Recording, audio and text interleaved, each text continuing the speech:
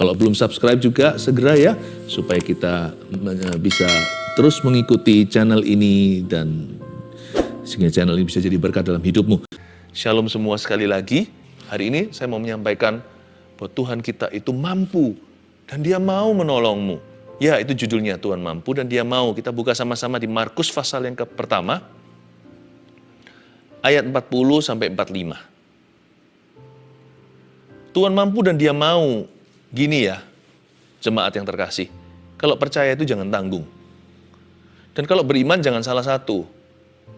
Jangan hanya percaya kalau Tuhan mampu, tapi kita ragu kalau Dia mau.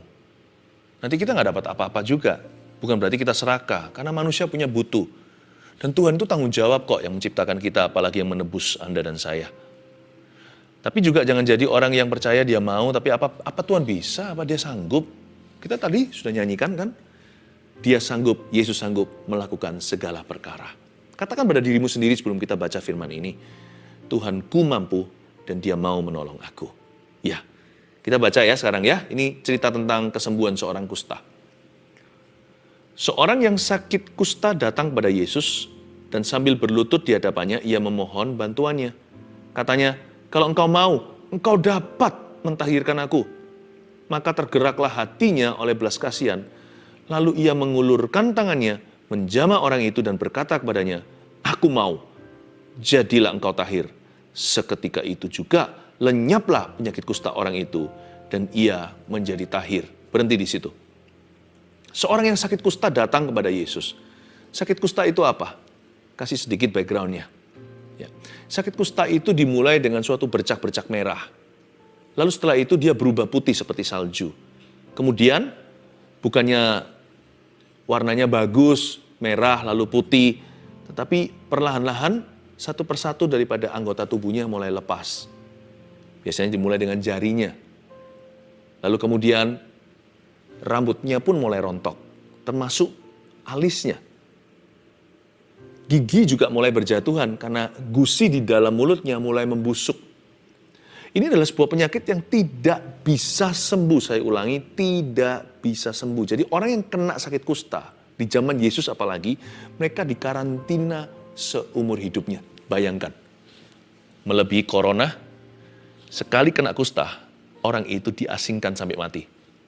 Dan kalau dia harus berada di tengah-tengah masyarakat, entah harus kemana gitu ceritanya, harus ada 6 meter social distancing. Jadi social distancing-nya itu 6 meter. Bukan 1-2 meter, 6 meter dari segala sisi, kiri, kanan, depan, belakang. Kasihan orang begini ini kesepian. Bisa-bisa dia matinya didahului oleh stres dulu. Bukan karena kustanya. Kusta memang membunuh, tetapi orang ini pasti akan depresi. Seorang yang sakit kusta ini datang kepada Yesus. Kata datang kepada Yesus, waktu saya baca lagi dan lagi, saya ulang-ulang lagi setiap kitab Injil, saya rasa ini adalah kejadian pertama kesembuhan kusta dalam pelayanan Yesus. Sebelum ini, Yesus belum menyembuhkan orang kusta. Karena ini terjadinya kan di permulaan ministry atau pelayanannya. Dan Tuhan Yesus belum pernah sembuhkan orang kusta sama sekali, tapi orang ini datang kepada Yesus. Itulah sebabnya berimanlah. Sekalipun orang lain belum ditolong, berimanlah sendiri kepada Tuhan. Dan kalau kasus Anda itu unik atau berat sekali, semua orang yang kena itu mati, berimanlah kepada Tuhan, percayalah. Orang kusta ini believe in God's power, dia percaya kepada kuasa Allah. Dan dia tahu Yesus itu siapa. Dan dia beranikan diri sekalipun belum ada desas-desus kanan kiri orang kusta yang disembuhkan sebelumnya. Gak pernah terdengar sejak zaman-zaman dulu-dulu sono-sononya, orang kusta pernah sembuh itu gak pernah terjadi. Bisa jadi itu pertama kali di perjanjian baru. Ya. Dan orang ini beranikan diri datang ke Yesus minta sesuatu yang impossible. Dia memohon sesuatu yang mustahil. Heal me. Sembuhkan aku.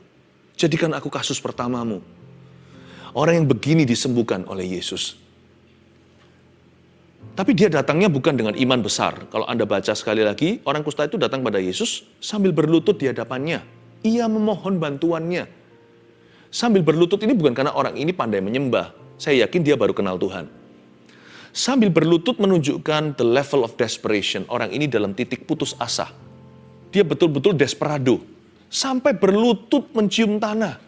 Sakit loh orang kusta untuk bisa menggerakkan tubuhnya. Berlutut apalagi.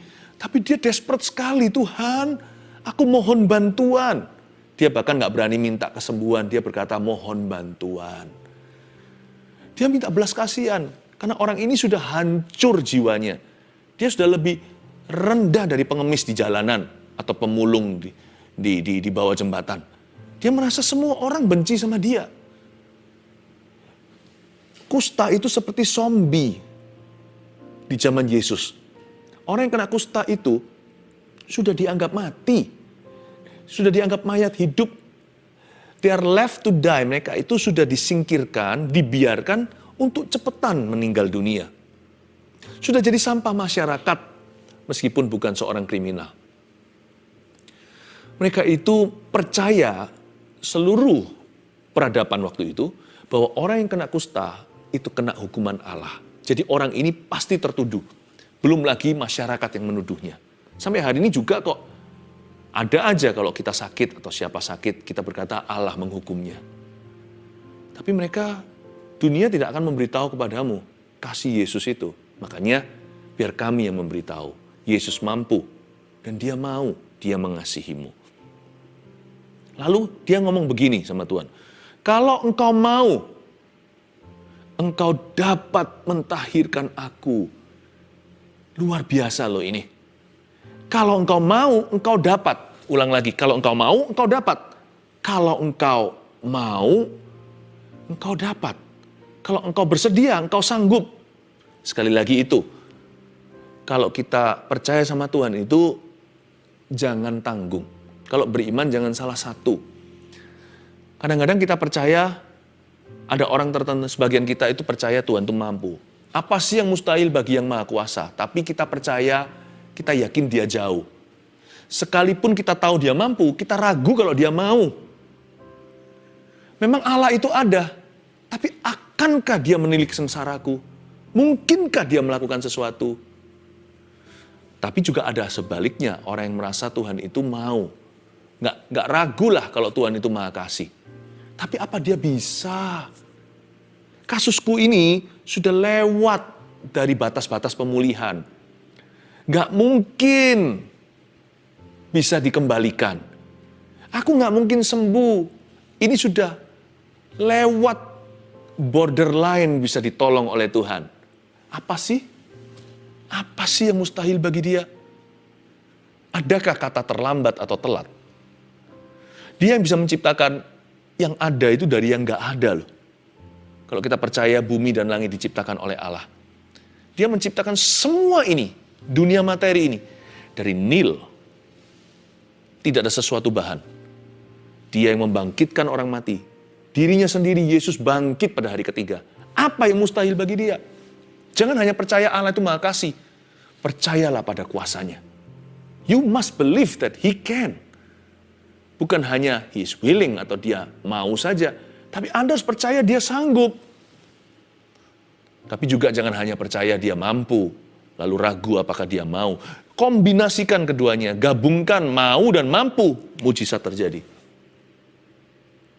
Waktu Anda percaya Tuhan mampu. Dan waktu ketika Anda yakin dia mau. There, miracle happens.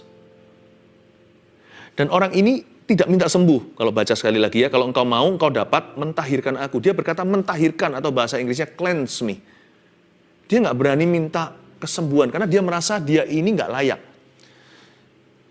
Karena dia termakan dengan pikiran banyak orang bahwa orang yang kena kusta itu dihukum secara pribadi oleh Allah. Diizinkan sisa hidupnya jadi zombie. Karena itu dia berkata, please make me clean. Yang dia minta itu pengampunan dosa. Orang ini luar biasa sebenarnya. Dia berkata, forgive me. Apa yang membuat aku hari ini sakit begini, itu kalau ada dosa di dalam diriku atau pada keluargaku. Tuhan, ampuni aku ya. Kalau engkau mau, engkau dapat mengampuni aku. Engkau dapat menyucikan aku. Engkau dapat mengubah aku. Baru setelah itu, engkau dapat menyembuhkan aku. Dia nggak minta kesembuhan. Dia minta pentahiran, dia minta cleansing. Karena dia merasa dirinya sedang memikul hukuman Allah. Ayat 41, maka tergeraklah hati Yesus oleh belas kasihan. Ini bukan reaksi yang normal. Normalnya respon orang melihat orang kusta, sebaik apapun orang yang melihatnya. Bahkan keluarga sendiri pun biasanya yang muncul adalah perasaan jijik. Tapi Yesus yang muncul perasaan belas kasihan. Memang Tuhan Yesus itu beda. Dibanding orang yang paling baik di dunia ini, yang paling kandung sama kita, bahkan kalau dibanding dengan ibu kandung kita sekalipun, kasih ibu pun tidak bisa menandingi kasih Tuhan. Bayangkan, orang yang paling mulia, orang yang paling berkorban, pahlawan iman, siapapun juga, dibanding Tuhan itu pucat kasihnya. Keluarga lihat dia aja, jijik. Minimal, kalau nggak benci, tetap mereka merasa disgusted, mereka merasa risih. Coba bayangkan Anda melihat di depan Anda orang yang hidungnya copot, lihat bolongnya di dalam sana. Sekalipun itu adalah anggota keluargamu, Anda pasti berkata, ih.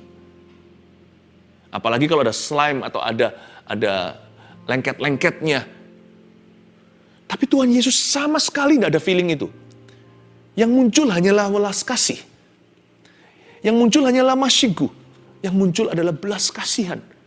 Memang Tuhan itu responnya beda ya. Seringkali kita salah paham sama dia. Kita kira Tuhan pasti jijik sama aku.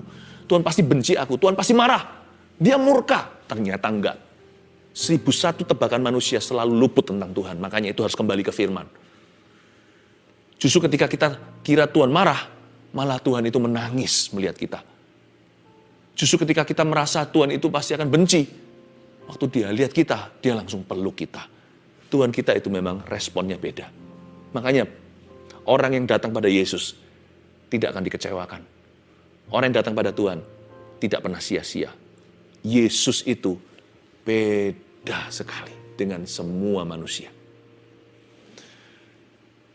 Lalu setelah dia tergerak oleh belas kasihan, apa yang Tuhan Yesus lakukan? Lalu ia mengulurkan tangannya menjamah orang itu.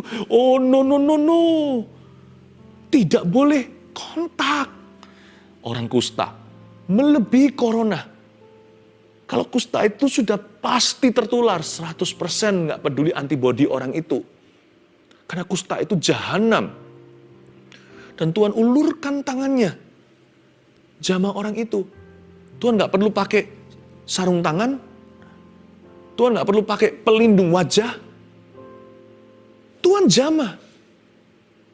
Karena Yesus memang beda sama manusia. Kalau manusia perlu melindungi diri, Tuhan tidak perlu melindungi dirinya. Dia itulah perlindungan. Justru siapa yang menjamah dia dilindungi, siapa yang menjamah dia disembuhkan. Dialah sumber kehidupan. Dan Tuhan jamah dia. Harusnya Tuhan Yesus bisa aja ngomong doang. Atau hanya bisa aja ucapkan suatu kata saja. Be healed. Berkali-kali kan dalam kasus-kasus kesembuhan yang Yesus lakukan. Yesus berkata satu patah kata. Lalu setan itu pergi. Yesus hanya berkata, bangkitlah, talitakum. Maka anak yang mati itu tiba-tiba kembali ada nyawa di dalam tubuhnya. Tidak sanggupkah Tuhan Yesus hanya mengucapkan sesuatu? Tapi kenapa Tuhan melakukan berlebihan? Menjamah orang itu. Karena yang Tuhan mau sembuhkan bukan hanya kustanya. Orang ini haus kasih. Lama tidak dijamah. Kalau dia sudah menikah, istrinya pun sudah meninggalkan dia. Kalau dia punya anak, anaknya pun malu mengakui dia sebagai papanya.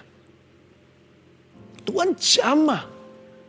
Ketika kita berbeban berat, tertindih di bawah. He touch me. Dia jamah aku. Dia nggak disgusted, tidak jijik, tidak risih, tidak ngeri, dan tidak takut tertular. Malah justru karena Tuhan Yesus itulah kesembuhan. He is Jehovah Rapha. Barang siapa menjamah ujung jubahnya, akan sembuh pendarahannya. Yesus itu baik ya. Saya baca gini aja, hatinya terharu. Ia mengulurkan tangannya dan menjamah orang itu. Ya. Lalu Yesus berkata seperti ini, aku mau. Setelah dia jamah, dia berkata, aku mau, jadilah engkau tahir. Ayat 4. 42. Seketika itu juga lenyaplah penyakit kusta orang itu dan ia menjadi tahir. Langsung dia disembuhkan. Nah, ada ayat di sini menunjukkan mujizat instan. Ayat 42 berkata, seketika itu juga lenyaplah penyakit kusta orang itu. Berarti langsung sembuh. Kalau ini penyakit kusta, berarti kesembuhan yang diterima orang ini bukanlah mujizat kesembuhan belaka, tapi mujizat penciptaan. Kok bisa? Bagian-bagian yang sudah kena kusta, itu sembuh, iya, itu kesembuhan. Tapi jangan lupa, bahkan di Injil Lukas, cerita yang sama, Lukas menaruhnya begini sebagai seorang tabib nih. Lukas itu kan dokter. Dia tulis bahwa orang ini penuh kusta. Bedanya dengan Markus yang menulisnya, karena Markus ini awam secara medis. Markus menulisnya seorang yang sakit kusta. Tapi di kitab Lukas dituliskan penuh dengan kusta. Jadi Lukas mencatat dia stadium berapa. Berarti orang ini sudah di advanced stage atau sudah berada di level yang akhir daripada sakit kustanya. Coba bayangkan, itu banyak anggota tubuhnya udah copot semua. Udah lepas. Jadi ketika dikatakan seketika itu juga lenyaplah penyakit kusta orang itu, ini bukan mujizat kesembuhan saja, ini mujizat penciptaan. Mungkinkah hidungnya tiba-tiba ada baru? Bagi Tuhan tidak ada yang mustahil. Mungkinkah jari jemarinya tiba-tiba tumbuh? Padahal jari yang putus, nggak tumbuh lagi. Mungkinkah gusinya tiba-tiba segar? Tiba-tiba muncul mulai putih-putih meskipun masih ompong nih. Giginya tumbuh seperti bayi. Wow! Ini bukan hanya seketika itu juga lenyaplah penyakit kusta. Ini mujizat penciptaan. Seperti Tuhan ketika membuat Adam dan Hawa dari tanah dengan tangannya. Tangan Sang Pencipta yang sekarang berlubang paku karena Anda dan aku. Tangan penebus itu. Ayat 43 ya, segera ia menyuruh orang itu pergi dengan peringatan keras. Dikasih peringatan. Peringatan apa ya? Ingatlah, janganlah engkau memberitahukan apa-apa tentang hal ini kepada siapapun. Tetapi pergilah, perlihatkanlah dirimu kepada imam dan persembahkanlah untuk pentahiranmu persembahan yang diperintahkan oleh Musa sebagai bukti bagi mereka. Ini bukan Yesus menentang kesaksian, bukan. Tapi Yesus memberitahu kepada orang kusta ini adalah karunia khusus untuk kamu. Kamu nggak usah cerita-cerita dulu, nanti tunggu waktu. Jadi Tuhan Yesus memberi dia peringatan keras, jangan kau memberitahukan siapa-siapa tentang hal ini. Apa yang telah kamu terima hari ini. Kecuali pergilah, memberikan persembahanmu untuk pentahiran itu yang diperintahkan oleh Musa kepada imam yang terdekat. Tuhan bukannya melarang dia untuk menceritakan perbuatan ajaib Tuhan, bukan. Tapi Tuhan suruh dia tenang dulu, calm down, tenang dulu.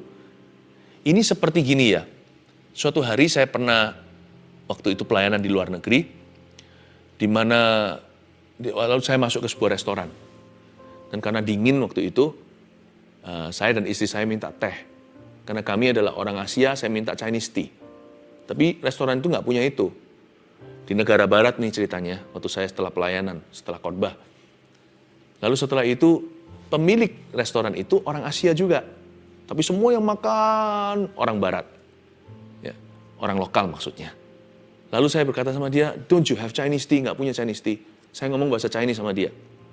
Wah, dia senang. Dia bilang, gini ya, saya kasih you Chinese tea kami secara pribadi. Ini favorit kami. Tapi please jangan bilang customer yang lain. Jangan bilang sama pelanggan. Karena memang ini tidak ada di menu. Lalu dikeluarkan. Dia mulai kasih air panas. Dan saya dan istri saya minum hangat-hangat. Betapa jahatnya saya kalau saya berdiri di atas kursi dan berikan pengumuman. Mereka punya Chinese tea. Enak sekali. Ini juga sama. Yesus berkata, kamu resapi dulu kasihku. Ada waktunya dan tempatnya nanti untuk kesaksian. Pasti akan dibukakan jalan sama Tuhan. Tapi sekarang waktunya bersyukur saja, terimalah. Tapi orang ini sayangnya pergi mana-mana cerita dia. Di ayat 40 yang terakhir, ayat 45 bunyinya begini. Tapi orang itu pergi memberitakan peristiwa itu dan menyebarkannya kemana-mana. Sehingga Yesus nggak dapat lagi terang-terangan masuk ke dalam kota. Ia tinggal di luar, di tempat-tempat yang sepi, namun semua orang terus juga datang padanya dari segala penjuru. Ya, karena terlalu dini, Yesus belum memberikan pengajaran, firman belum dibagikan, dianggap Santa Claus berjalan. bagi-bagi kesembuhan. Orang jadi motivasi sama Yesus. Orang nggak ngerti dulu dia siapa. Sehingga si kusta yang disembuhkan ini membuat suatu langkah yang salah kaprah. Dia merugikan Yesus. Karena Tuhan Yesus nggak suka dilihat sebagai Santa Claus kesembuhan. Tuhan mau jadi Tuhan dan Juru Selamat kita dulu. Dan Tuhan juga mau jadi Tuhan dan Juru Selamat kita kemudian setelah kita disembuhkan. Tapi orang ini gegabah.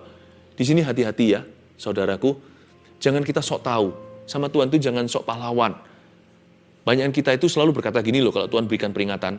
But God, I have a better plan. Tapi Tuhan, aku punya rencana yang lebih baik daripada rencanamu. Menurut aku, ini lebih bagus. Ini kesempatan dalam kesempitan. Ini kesempatan emas. Jangan begitu. Jangan menasihati Tuhan. Kalau Tuhan bilang jangan, ya jangan. Kalau Tuhan bilang jalan, ya jalan. Tapi orang ini bertindak seolah-olah dia lebih pintar dari Tuhan. Ternyata yang kusta, after all, bukanlah badannya. Ternyata adalah hatinya. Orang ini masih ada kesombongan di dalam diri atau di dalam jiwanya. I have a better plan than yours. Aku punya rencana yang lebih baik. Sayang ya, sayang sekali. Tuhan Yesus jadi akhirnya tidak bisa melayani setiap orang itu. Hatinya dulu. Tetapi nggak apa-apa. Hari ini di saat teduh, bukankah saya sampaikan dulu firman tentang siapa Yesus sebelum apa yang dia bisa atau sanggup lakukan bagi Anda dan saya. Saya harap Anda menerima Tuhan. Kalau Anda belum pernah menerima Yesus sungguh-sungguh, sekaranglah waktunya, jangan tunda. Namun kita juga akan berdoa nanti untuk setiap orang yang sakit. Saya kok terbeban ya?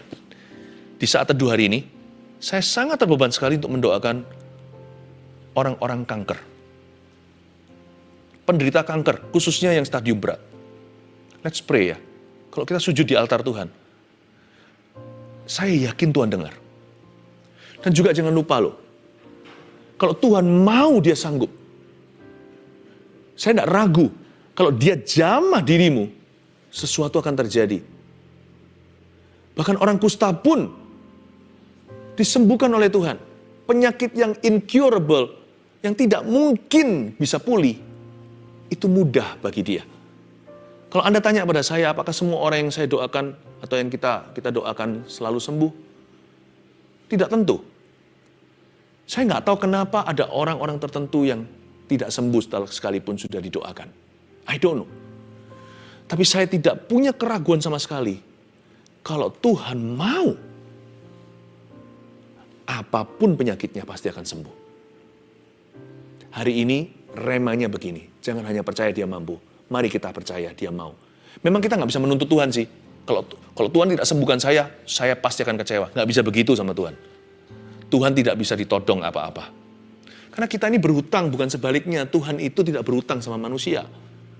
Kita hanya bisa percaya. Kita hanya bisa beriman. Boleh nggak kita klaim janji Tuhan? Klaimlah sekeras-kerasnya. Tuhan mampu dan dia mau. Jangan ragu. Serahkan hasil akhirnya kepada Tuhan Yesus Kristus. Asal kita beriman sama Tuhan. Beriman itu bukan menuntut. Sekalipun ada orang-orang yang belum disembuhkan. Tapi saya tidak menyangkali juga. Telah terbukti berkali-kali. Karena kita exercise atau praktekkan iman kita. Kita klaim janji Tuhan. Karena kita yakin Tuhan mampu dan Tuhan mau. Banyak mujizat terjadi yang seharusnya tidak terjadi. Karena kita melawan arus pesimisme. Hati yang tidak percaya. Karena kita melawan segala arus kebimbangan di hati manusia. Waktu kita praktekkan iman kita. Berapa banyak kasus kesembuhan atau mujizat yang terjadi. Bahkan mujizat penciptaan, terobosan yang tidak mungkin akan terjadi dalam kehidupan seseorang. Itu diberikan karena kita beriman. Itulah yang menjadi kekuatan saya. Untuk terus berdoa bagi orang sakit. Untuk terus berdoa bagi orang-orang yang membutuhkan sebuah mujizat dalam hidupnya. Untuk terus berdoa bagi orang yang membutuhkan pertolongan, bantuan, dan terobosan. For I believe in miracles. Because I believe in God. Saya percaya mujizat masih terjadi. Karena saya percaya kepada Tuhan.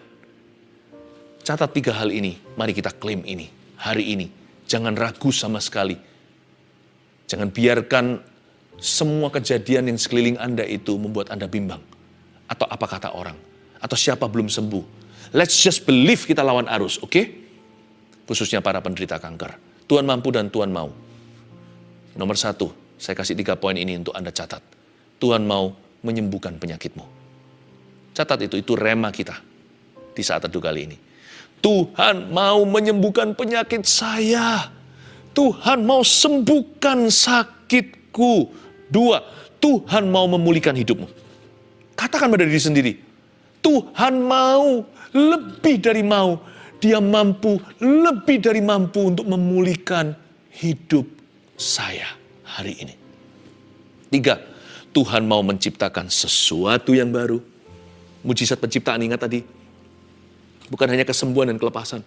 Tuhan mau menciptakan sesuatu yang baru. Katakan pada dirimu, Tuhan mau menciptakan sesuatu yang baru untukku. Tuhan menciptakan yang ada dari yang tidak ada sama sekali. Sekalipun aku tidak bermodal apa-apa, asal aku bermodal iman. Aku lawan arus. Kalau orang lain belum mendapat jawaban doanya, tidak akan melemahkan hatiku. Biarkan diriku menjadi kasus pertama, seperti orang kusta ini yang pertama kali sembuh di perjanjian baru. Itu pasti melompat para imam ketika melihat dia. Mereka hafal ini si kusta. Karena orang kusta langsung dikasih label di masyarakat. Ketika dia datang memberikan persembahannya, aku sembuh. Semua terperanjat. Jadikan kasusmu menjadi kasus yang membuat dunia tercengang. Karena kalau Tuhan bekerja, mujizatnya tidak bisa disangkali. Apapun yang Tuhan lakukan, pasti akan terbukti. Dan Tuhan mau menciptakan sesuatu yang baru. He wants to create something new. Katakan pada dirimu, Tuhan mau menciptakan sesuatu yang baru untuk saya. Apa yang ada dari yang tidak ada. Believe with me. Only believe. Saya ajak kita percaya, karena sebentar lagi kita akan praktekkan iman sama-sama. Memindahkan gunung, termasuk kanker itu dicampakkan ke dalam lautan selama-lamanya. Maukah Anda percaya bersama dengan saya? Kalau dia jamah, tidak ragu. Sesuatu pasti terjadi atasmu. Haleluya. Haleluya. Saya tergerak untuk Anda melakukan ini. Letakkan tangan di bagian badanmu yang sakit jika memungkinkan. Jikalau penyakitnya tidak bisa dipegang dengan tangan, letakkan di dada atau di hatinya. Saya percaya Tuhan akan menjamah. There's power here. I can sense, I can feel the anointing of Jesus. The power of God in this place. And that power is for you. Kuasa itu untukmu. Letakkan tanganmu di sana. Di bagian badan yang sakit. Uramaya sananalamaya siyanalamanaya su.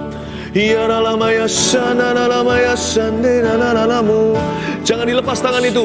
Shikanalamaya. Saya akan minta Roh Kudus mengalir di tubuhmu. Mengalir di badan itu. Uramaya sonanaya sinanaya su. Iyanalamaya sanenanalamu.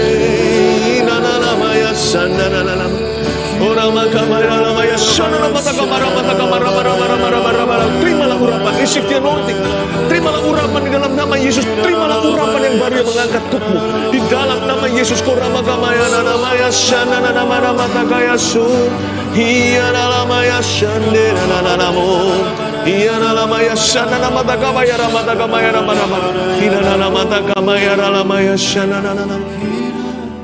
Biar pedang roh ini memotong setiap kanker. Dengan pedang roh bermata 2. Firman Tuhan ini. Aku putuskan setiap sel kanker itu di dalam nama Yesus Kristus. Kanker yang telah menyebar ke seluruh badan. Yang sudah menyebar ke otak seseorang. Sudah menyebar ke seluruh bagian tubuhnya. Yang sudah menyebar ke paru-parunya. Kanker pankreas di dalam nama Yesus. Kanker payudara di dalam nama Yesus Kristus. Kanker getah bening, kanker darah. Setiap kanker ini aku perintahkan untuk pergi di dalam nama Yesus. Aku putuskan dengan pedang roh saat ini. Dengan iman, pedang firman, Roh Kudus dan urapannya mengalir saat ini di setiap badan penderita kanker terutama. In the mighty name of Jesus, di dalam nama Yesus Kristus, I rebuke you. Aku tengking dan Tuhan Yesus menghardikmu kanker. Tuhan Yesus menghardikmu kanker. Tuhan Yesus menghardikmu kanker. Di dalam nama Yesus Kristus. Masukkan sekarang setiap permohonan doa, saya doakan permohonan yang lain juga. Cepat masukkan beribu-ribu ada di tangan saya. Ulurkan tanganmu ke depan sekarang. Dalam nama Tuhan Yesus Kristus, aku perintahkan setiap roh jahat untuk pergi dari kehidupan setiap orang yang menaikkan permohonan. Dan setiap jemaat yang terkasih jemaat saat teduh ini, aku ucapkan berkat shalom peace to you. Terimalah berkat-berkat-mu yang tidak disebutkan dan dinubuatkan satu-satu, hikmat marifat terbatas. Tapi janji Tuhan mencakupi semua orang. Terimalah janji Tuhan. Klaim janji itu. Percaya dengan iman. Ayo lawan arus. Tuhan Yesus, hamba akan sekarang Tuhan resikukan iman sekali lagi. Aku akan resikukan imanku lagi dan lagi selama aku hidup sampai mati. Biar ada orang yang masih belum dijawab doanya, masih ada orang yang belum disembuhkan. Aku akan tetap percaya jawaban doa. Aku akan tetap percaya demi umatmu kesembuhan itu. I speak healing in Jesus' name. I speak miracles in Jesus' name. Aku ucapkan, deklarasikan mujizat Tuhan. Dalam nama Yesus Kristus, aku akan resikokan imanku lagi. Demi glory kemuliaan Tuhan. Dan demi seseorang menerima mujizat baru hari ini. Dalam nama Yesus. Letakkan tanganmu. Ada satu orang ibu yang baru stadium awal. Baru didiagnosa dan Anda menangis terus, Tuhan lihat air matamu. Ada benjolan di payudara, memang sudah didiagnosa itu kanker, tapi stadium awal. Tumornya ganas. Jangan nangis ibu, di dalam nama Yesus Kristus. Sekalipun benjolan itu tetap ada setelah saya berdoa. Nanti ketika Anda pergi menghadap imam ceritanya. Seperti Yesus menyembuhkan orang buta itu. Dia tetap buta, tapi ketika disuruh membasuh wajahnya di kolam Siloam, tiba-tiba dia melek matanya. Nanti ketika Anda kontrol lagi, biar bukan dari Anda klaim itu, tapi biar dari verifikasi medis, dari diagnosa. Waktu Anda ke sana, kankermu itu akan lenyap, benjolan itu akan hilang. Di dalam nama Yesus Anda tidak akan dikemoterapi. Di dalam nama Yesus, nanti biarkan mereka yang berkata, mujizat telah terjadi ibu, ini tidak bisa saya jelaskan. Ini hanyalah yang maha kuasa. Mungkin bahkan tabibnya atau dokternya bukan anak Tuhan. Biar mereka melihat kemuliaan Tuhan melaluimu. Kasusmu akan menjadi kemuliaan bagi namanya. Terima kasih Tuhan. Dan saya percaya setiap orang yang sudah berdoa menerima sesuatu. Mari kita angkat tangan kita. Terimalah berkat dari Allah Bapa, Allah Putra, dan Allah Roh Kudus menyertai setiap kita yang berharap padanya. Di dalam nama Tuhan Yesus Kristus yang mampu dan mau, yang mengasihi setiap kita. Kita terima berkat ini. Haleluya.